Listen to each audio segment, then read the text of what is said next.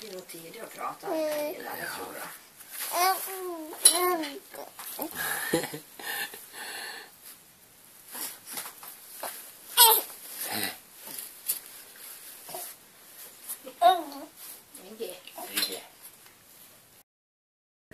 När domen lästes upp. Det är lite att cykla här.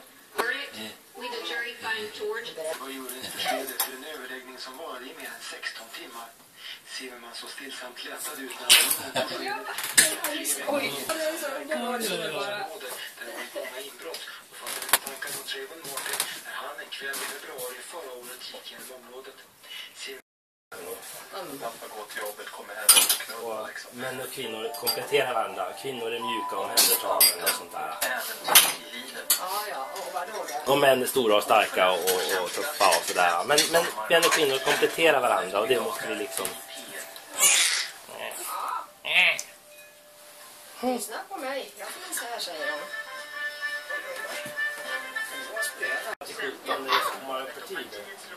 Där har vi Söderberg till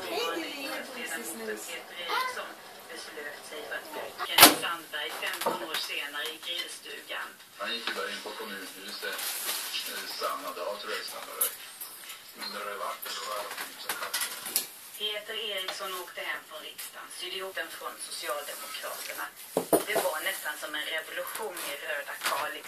Åtminstone låter det så när man lyssnar på Pippa Isaksson som är en av Miljöpartiets verkliga veteraner.